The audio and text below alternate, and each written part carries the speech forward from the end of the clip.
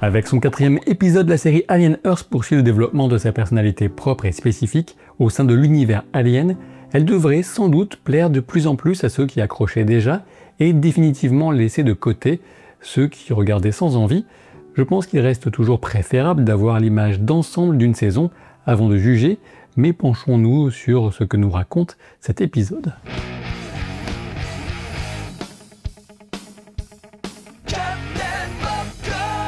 Les références et métaphores commencent dès le générique d'intro à la musique si marquante, quand on perçoit une tête de poupée déposée sur la plage par la marée.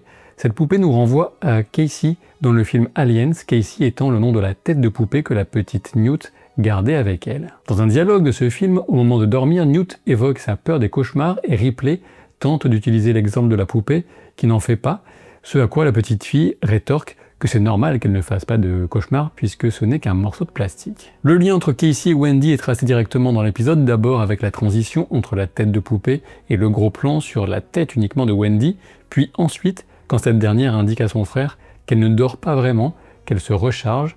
Cela laisse néanmoins ouverte la question des rêves, toujours en lien avec Blade Runner et le roman Les Androïdes. Rêvent-ils de moutons électriques? Wendy et les autres hybrides ne sont-ils que des morceaux de plastique comme la tête de poupée ou autre chose? La question est consubstantielle aux prémices de la série, mais cet épisode y revient particulièrement, notamment quand Arthur Sylvia rappelle maladroitement à Nibs qu'elle est une machine quand elle vient leur annoncer qu'elle est enceinte.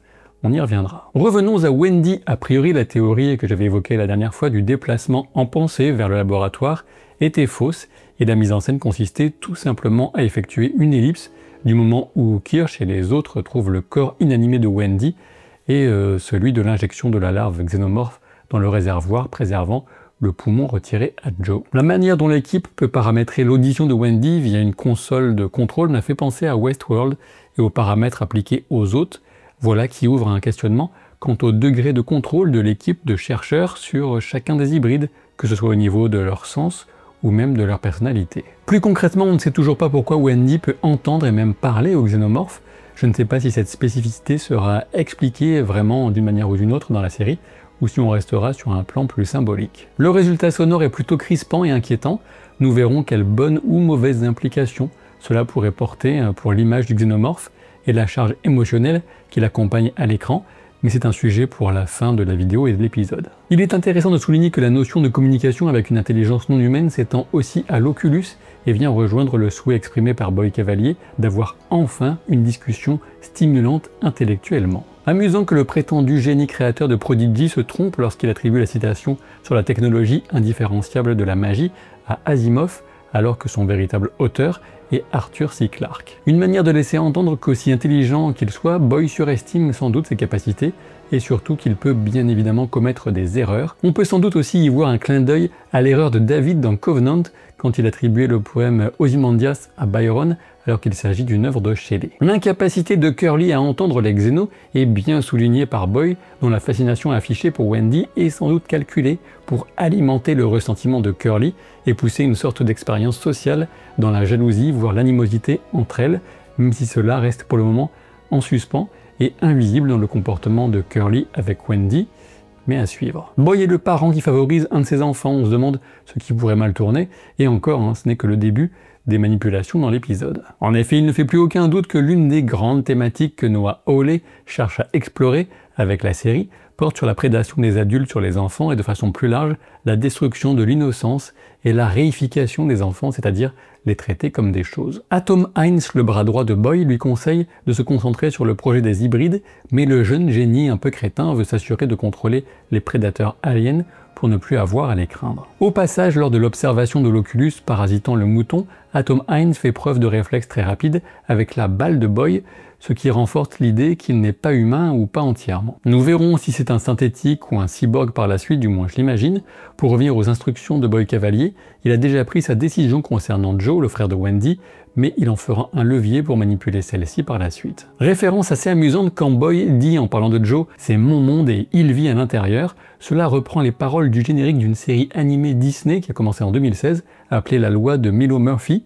On peut en déduire, en suivant la célèbre loi de Murphy, que tout ce qui peut mal tourner va mal tourner sur l'île de Boy Cavalier, mais on s'en doutait un peu déjà. Autre référence relativement obscure à Disney, dans la chambre de Wendy, on peut distinguer la présence de Duffy, l'ours Disney, à mi-hauteur et sur la gauche de la tour de rangement transparente. Duffy est une pure création marketing pour le merchandising des parcs, et c'est l'une des rares mascottes, si ce n'est la seule, à n'apparaître dans aucun film ou série Disney avant son invention en jouet. Sa présence est relativement pertinente dans la mesure où cet ours a connu un succès tout particulier en Asie.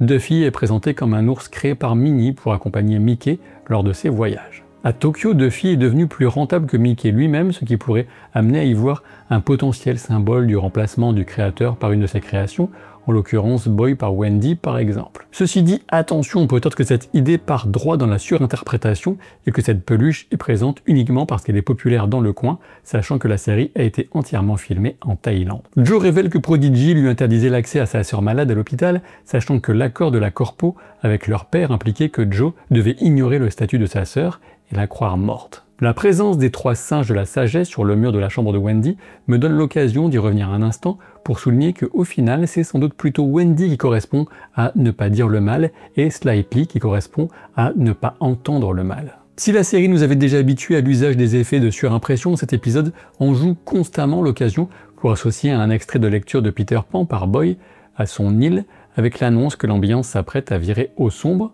D'évidence, la situation va rapidement dégénérer. L'épisode a pour titre Observation et celui qui en dit le moins est sans nul doute aussi celui qui observe le plus.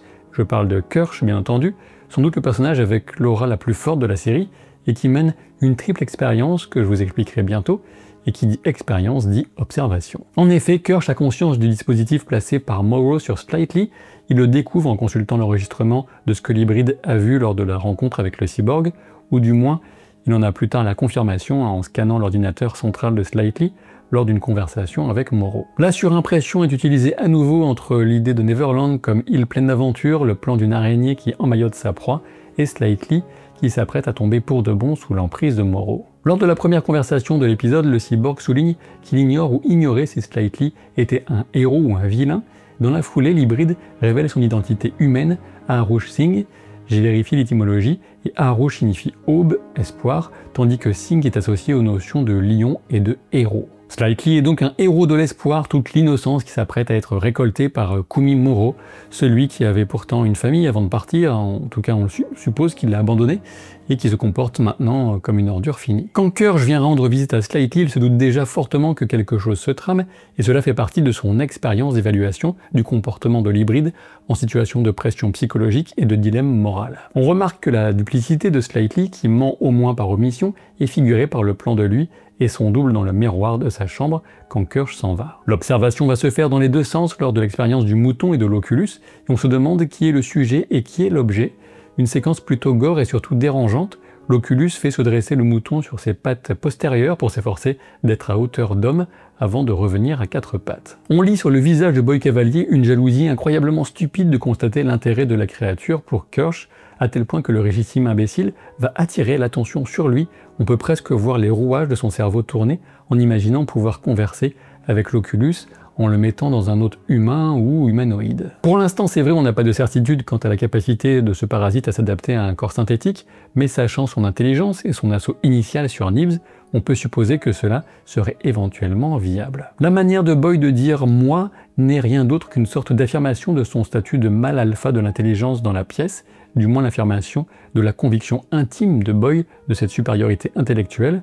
On remarque aussi le choix visuel lors du face-à-face de laisser toute une partie du visage de Boy dans l'ombre, et notamment son œil gauche, le même côté que celui de l'Oculus sur le mouton. Si j'ai d'abord cru qu'il s'agissait d'un crocodile, le reptile qu'on voit nager est sans doute un varan malais, le deuxième plus grand lézard au monde après le dragon de Komodo. Pendant ce temps, dans le parc, Arthur se confie auprès de son épouse quant à ses doutes non seulement sur l'éthique, mais sur la nature scientifique même de ce qu'ils font en conséquence des ordres de Boy Cavalier.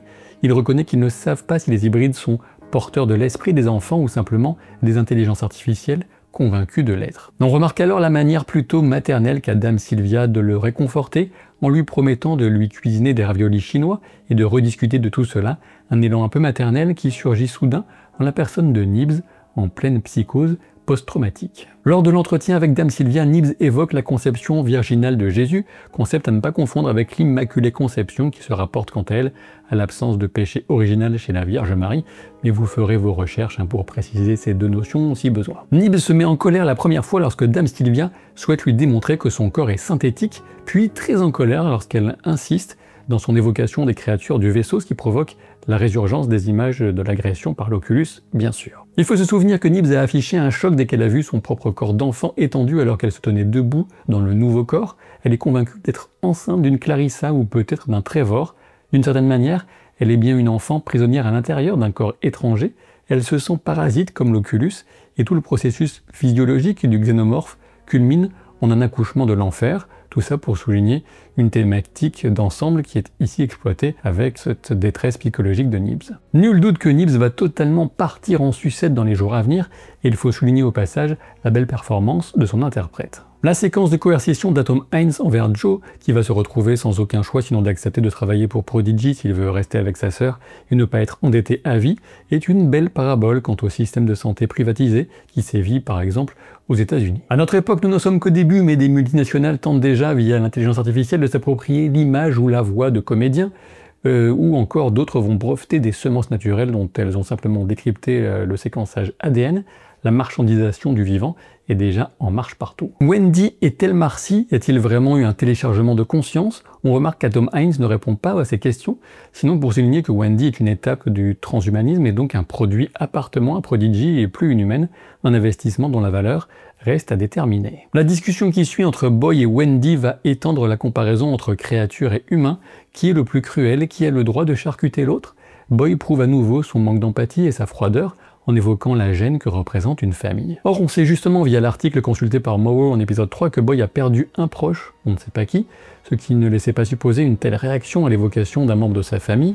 On sent sa frustration quant à son objectif d'une discussion avec quelqu'un qu'il considère intelligent, mais on a l'impression qu'il confond froideur et comportement de sociopathe avec une expression d'intelligence. Quoi qu'il en soit, c'est un chantage de plus pour obtenir la pleine coopération de Wendy dans l'objectif de communiquer avec les xénomorphes, et au passage en jouant au chantage affectif, en s'efforçant de semer le doute chez Wendy quant à l'affection réelle de Joe pour elle. L'incapacité de Boy à faire le geste correct pour la promesse du petit doigt tend aussi à démontrer qu'il n'a pas grandi avec d'autres enfants, ou du moins pas avec ce type d'habitude.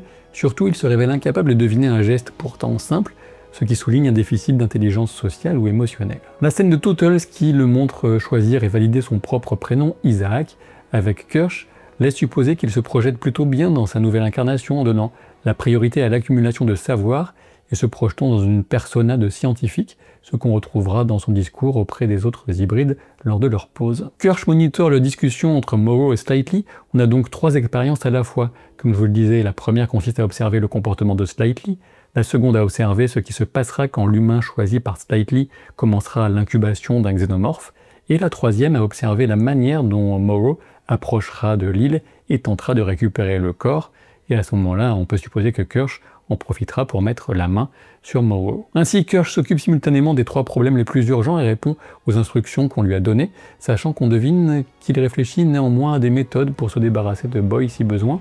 C'est l'impression qu'il donne. Pendant le moment de détente que j'évoquais, Joe évoque le temps lointain de la démocratie qui ne fonctionnait pas apparemment et qui a été remplacé par la domination des mégacorpos pour le plus grand bien de tous. La jalousie de Slightly désigne bien évidemment Joe comme cible qui serait la personne à exposer à l'incubation, mais des tas de choses peuvent ne pas se passer comme imaginé par Slightly, qui semble le plus naïf et incompétent de tous les hybrides pour le moment. La séquence finale de l'épisode s'inscrit dans la logique de la capacité de Wendy à communiquer avec les xénomorphes. On a déjà vu dans d'autres films de la série, ne serait-ce que dans Aliens, que ces créatures sont capables de se coordonner entre elles. L'intelligence de chacune, en l'absence d'une mère, est celle d'un prédateur qui s'adapte à son environnement pour pouvoir tuer le plus efficacement possible.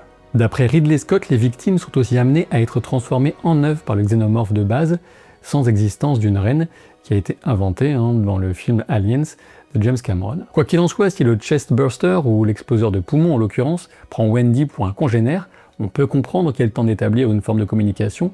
Après tout, aucune autre espèce n'est supposée pouvoir communiquer avec lui. Alors oui, bien sûr, la question de la communication pose celle d'une forme éventuelle de fonctionnement social, et je comprends qu'on puisse craindre que cela n'éloigne le xénomorphe de son rôle de machine à tuer, de véritable arme incarnée, qui n'a d'autre préoccupation que de répondre à ses missions primaires. Pour l'instant, la série va beaucoup moins loin que le film Alien 4 Résurrection en la matière, avec un final pour le film qui ne m'avait pas du tout convaincu.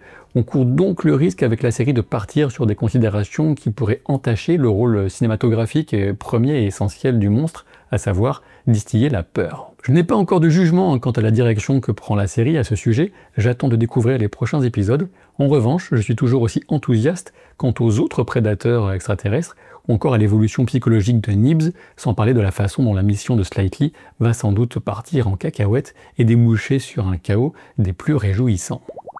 Si de préférence vous souhaitez éviter qu'un mouton Oculus débarque dans votre cuisine et vous marave la tronche, je vous invite, en toute amitié, à vous abonner à la chaîne, à laisser un pouce en l'air, un commentaire, voire à rejoindre la chaîne en devenant membre.